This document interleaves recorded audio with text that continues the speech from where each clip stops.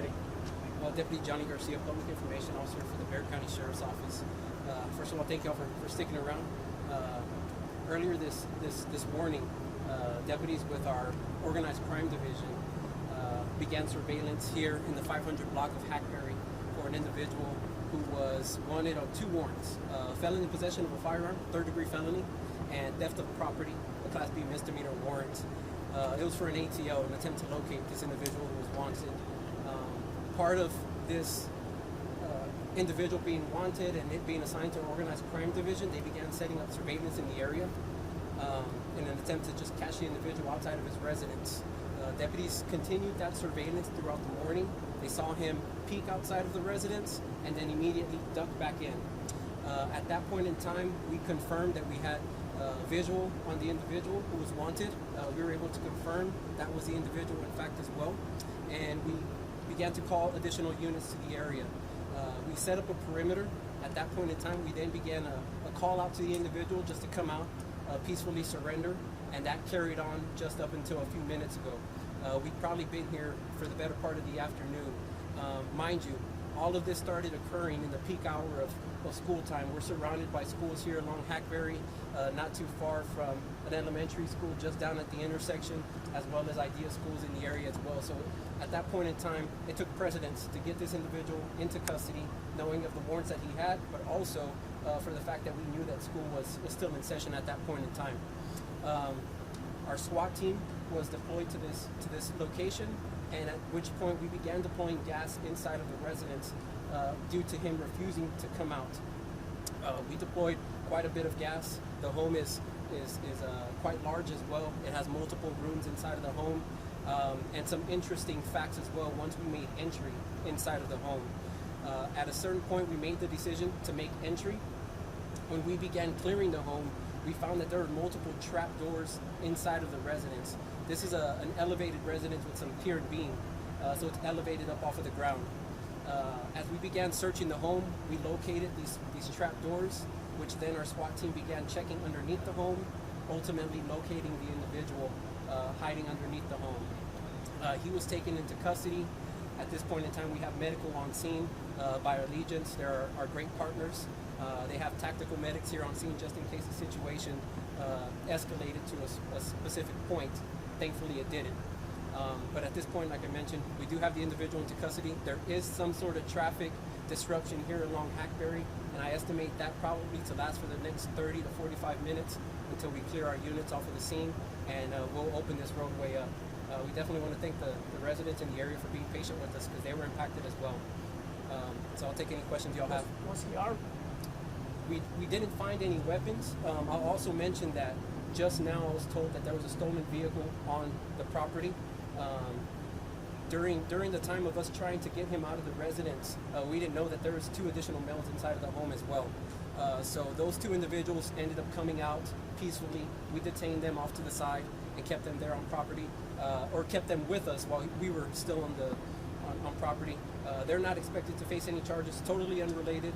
However, at that point, the male continued to stay inside until it ended, just as you saw a couple minutes ago.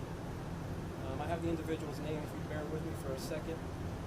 That individual is going to be Manuel Sanchez, date of birth 2/18/66. 2/18/66. With the Z or the S? With the Z. Manuel Sanchez.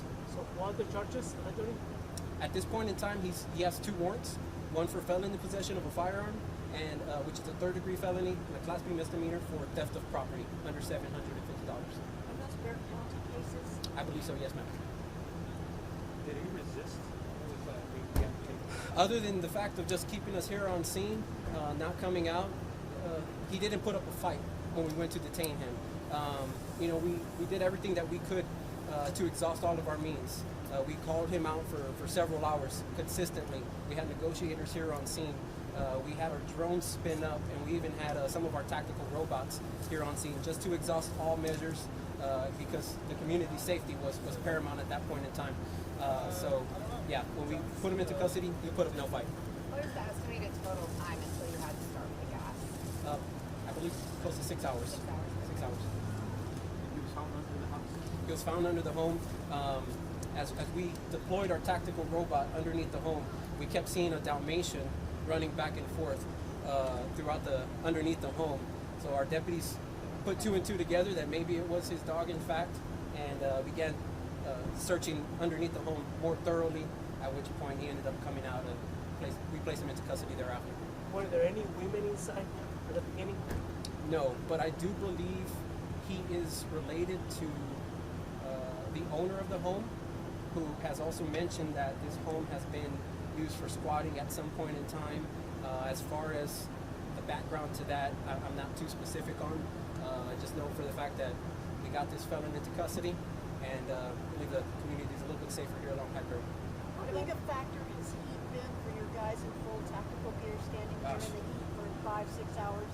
I can't even imagine. You got SWAT deputies that were fully geared up. I was in the shade and I was still hot, sweating in this uniform. I can't even imagine guys with 30 to 60 pounds of tac gear on.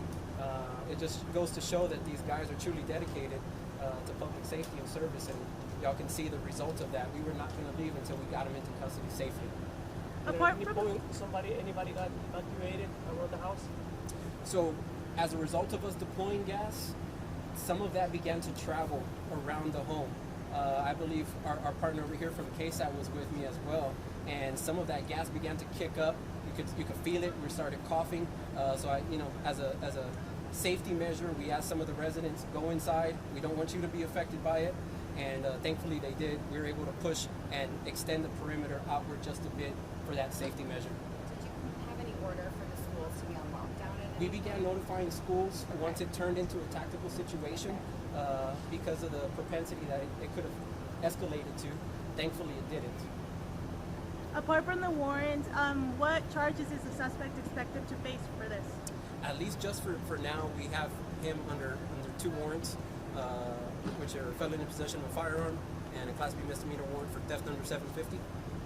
Whether other charges may apply, I guess it all depends on his relationship to that vehicle that we found here on scene, which was a stolen pickup truck, and I guess anything else that we may find as a result of probably executing a search warrant here within the next couple of minutes, if not hours.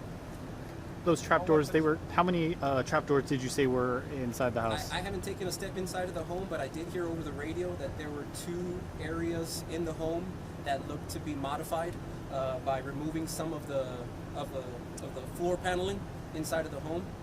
It looks like one was on one side of the home, one on the other side, to where I guess if the individual wanted to duck underneath and make his way out, he was able to, which caught some eyes, which caught our attention. I also believe that they had made mention that there was a couch underneath one of these areas, which was probably making it appear to be that it was done intentionally to hide and conceal that trapdoor.